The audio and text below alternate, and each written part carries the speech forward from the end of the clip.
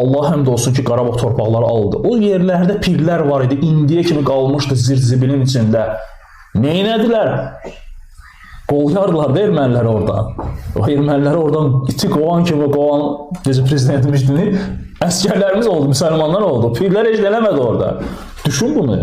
Yəni bunun Vahabinin heç bir əlaqəsi yox. İndi oturub orada baxır deyir, bu Vahabitli danışır, deyir ki, bayaqda ayə deyir. Nədir onadır? Biz ayə. Bunlar deyirlər ki, Allahdan istəməliyəm. Məni Allah xəlq edib, məni ruziləndirən Allahımdır. Məni geyindirən, məni içizdirən, məni bu boy buxunu hər bir şey verən Allahımdır. Mən ondan istəməliyəm də.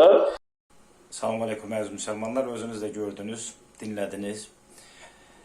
Vəhabi təfəkkürü bundan artıq olmayacaq ki, həqiqətən əxi dəryadır.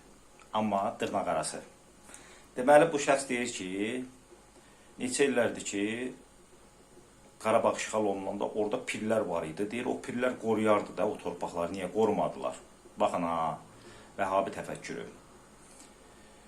Və deyir ki, əlhəmdülillah, o torpaqları müsəlmanlar aldı. Əvvəla ona qeyd edeyim ki, ay əxi, sənin məntiqindən yanaşsaq, deyirsən ki, hər bir şeyi mən dua ilə deyirəm. Sən məntiqindən yanaşsaq, 30 il idi ki, dua olunurdu. O torpaqlar niyə qayıtmırdı ki, ham Allaha dua edirdi. Əlbəttə ki, sən hərəkət eləməlisən ki, bərəkəti də Allah versin. Bu bir.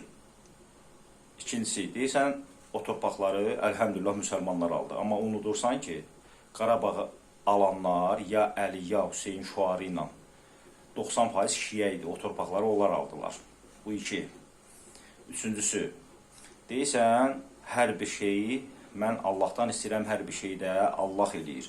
Bəli, bütün gözəlliklər Allahdandır. Amma sənin məntiqindən yanaşsaq, sən ki deyirsən, o pirləri zirzibil basmışdı, almadılar, kömək eləmədilər və s.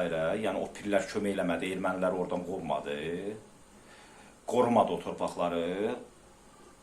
Sənin məntiqindən yanaşsaq, yüzlərlə peyğəmbərlər öldürülüblər. Məsələn, Həzrəti Zəkəriyə mişarla doğulanlıq, Həzrəti Yəhyə başı kəsilib. Nauzubillah, onda Allahın da qüdrəti yox idi, öz sevimli peyğəmbərlərini qorusun. Bu nə məntiqdir, bu nə düşüncədir? Deyirsən ki, mən hər bir şeyi Allahdan istəyirəm, ruzimi də, geyim də və s. hamısını Allahdan istəyirəm. Onda işləmə də, bütün gün otur Allahdan istə. Gedib dükana paltar alma da özünə. Allah sənə paltar verəcək. Bax, vəhabi təfəkkür bundan artıq olmayacaq ki. Sonra qayıdıb deyirsən ki, bizə vəhabi deyirlər. Vəhabi sizdə. Vəhabinin buynuz olmuş, hər şey ortalıqdadır. Əqidənizdə şübhə eləməyin və bilin, Peyğəmbərdən sonra haqq yolu həli yoludur, qiyamətə kimi yiyəli. Sağ olun.